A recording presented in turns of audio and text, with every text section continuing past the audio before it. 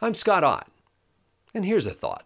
Our federal government is not just some big, remote, lethargic, developmentally retarded behemoth staffed with featherbedding sluggards who surf porn on the clock, listen in on your phone calls, and sacrifice puppies on the altar of Saul Alinsky.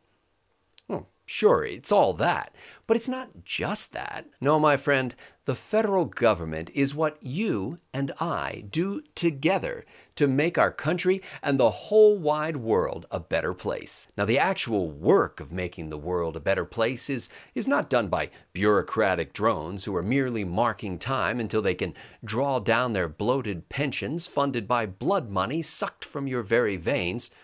Oh, sure, some government employees are like that, but it's only the vast majority. Our friends and neighbors in the federal government have, among other things, transformed decaying urban areas into sports arenas and upscale shopping districts so that poor and homeless people could move to other decaying areas. This great collective charitable enterprise called the federal government has spent trillions of dollars to transform places like Detroit, Michigan, Stockton, California, or Harrisburg, Pennsylvania into virtual utopian villages where wildflowers now bloom in places once cluttered by human housing and by factories which manufactured yucky automobiles and such. Now, critics of federal government social programs charge that they're inefficient, ineffective, and that they debase the very people who they're trying to help. But critics only say that because the poverty level is virtually unchanged since 1965, student achievement in public schools is flatlined,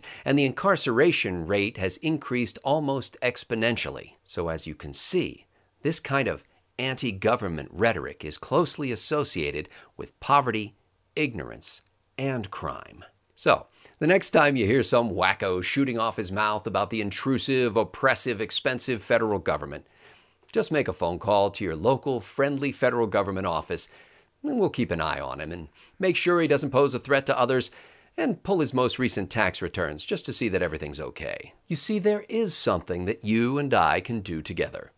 And that's what the federal government is all about. I'm Scott Ott, and there's a thought.